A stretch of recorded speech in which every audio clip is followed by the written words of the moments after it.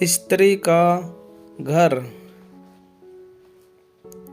आज की हिंदी कहानी स्त्री का घर थोड़ी सी इमोशनल है, लेकिन इमोशनल होते हुए भी इसका संदेश बहुत अनमोल है।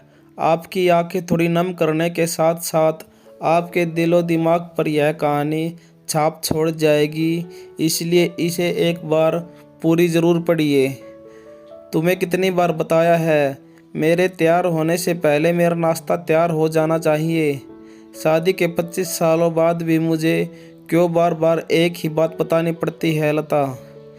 तुम्हें क्या, तुम तो आराम से घर पर रहोगी, मुझे काम पर जाना पड़ता है। तुम हो कि हमेशा बेवकूफ़ जैसी हरकत करती रहती हो।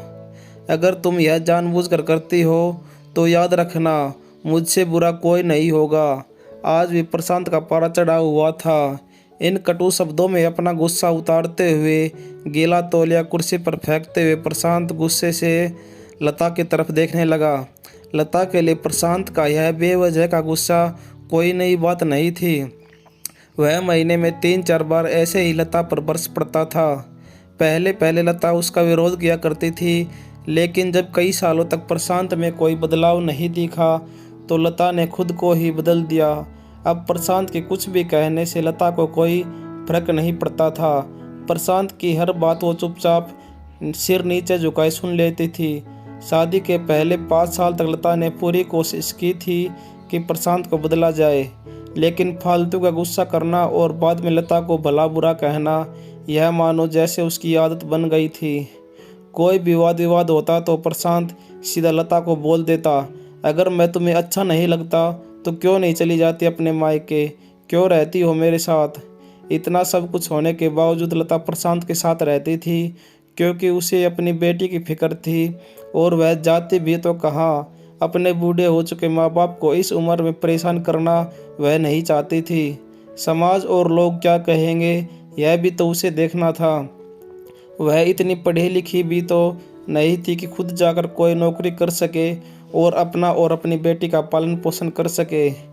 लता को अब अपनी फिक्र नहीं थी, उसको फिक्र थी तो बस अपनी शादी लायक हो रही बेटी की। लता नहीं चाहती थी कि पति पत्नी के झगड़े की वजह से काव्या डिस्टर्ब हो। काव्या की पढ़ाई पूरी हो चुकी थी, उसके लिए अब शादी के रिश्ते आने लगे थे। कई रिश्तों को काव्या ठुकरा चुकी थी। 2-3 महीने बाद एक अच्छा रिश्ता आया। रिश्तेदारों और पहचान के लोगों ने भी लड़के के बहुत गुणगान किए थे। प्रशांत एक शाम अपनी बेटी के पास बैठकर उसे बताने लगा, काव्या बहुत अच्छा लड़का है, पढ़ा लिखा है, बड़ा घर है, बहुत अच्छी नौकरी है। ऐसे रिश्ते बार बार नहीं आते बेटा, इस बार मना मत करना। काव्या अपने पिता से ज़्यादा बात नहीं करती थी, शायद डरती थी या शायद नफरत करती थी। लेकिन आज वो अपनी पूरी हिम्मत इकट्ठा कर बोली, मुझे अभी शादी नहीं करना है पापा, मैं नौकरी करना चाहती हूँ, खुद अपने पैरों पर खड़ा होना चाहती हूँ। हाँ तो उसमें क्या बड़ी बात है, मैंने लड़के से बात की है, वह तुम्हें किसी बात के लिए नहीं रोकेगा। तुम शादी के बाद भी नौकरी कर सकती हो, वह तुम्हें नौकरी के लिए परमिशन दे देगा। प्रशांत बोला, मेरा नौकरी करना या ना करना उसकी परमिशन पर क्यों डिपेंड रहेगा पापा? काव्या ने पूछा। मैं कह रहा हूँ ना, तुम्हें किसी भी चीज़ की कमी नहीं होगी, वहाँ ऐसे रिश्ते बार बार नहीं आते, इसे ठुकरा मत, बहुत खुश रहोगे तुम वहाँ। प्रशांत बोला, पापा क्या मैं उतनी ही खुश रहूँगी जितनी मम्मी इस घर में खुश है? काव्या ने तंज कसते हुए कहा। आज तुम्हारी ज़बान कुछ ज़्यादा नहीं चल रही?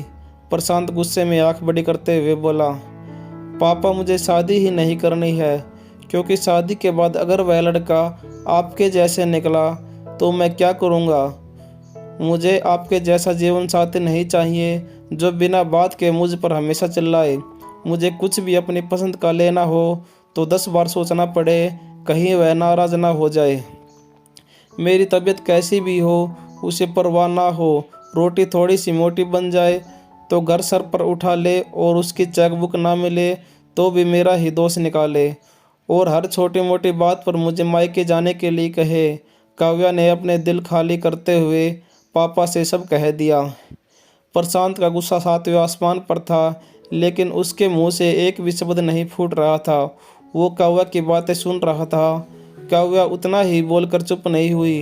आज पहली बार वह अपना पापा के सामने इतना कुछ बोल रही थी। पापा, आपने माँ के साथ हमेशा गलत व्यवहार किया है। आप अपने ऑफिस का गुस्सा बिना सोचे समझे माँ पर उतार देते हैं।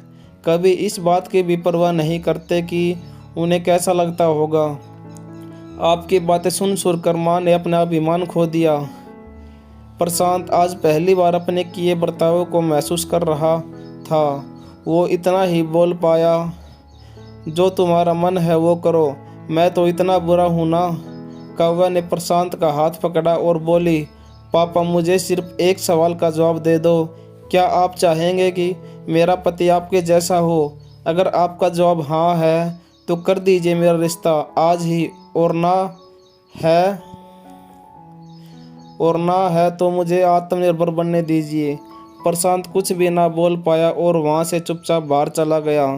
आज उसे लता के सामने जाने में शर्म आ रही थी। चलते चलते उसकी आंखों से आंसू बह रहे थे। प्रशांत ने आज से अपने आप को बदलने का निश्चय किया। अगले दिन से लता ने अपने पति में काफ़ी बदलाव देखा।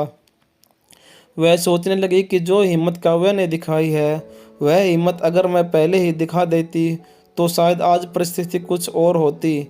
अब काव्या पढ़ लिख कर अच्छी नौकरी करने लगी थी और 3 साल बाद उसके लिए एक अच्छा रिश्ता आया और उसकी विदाई पर प्रशांत बोला, बेटा तू हमेशा खुश रहेगी क्योंकि तेरा पति तेरे बाप जैसा नहीं है।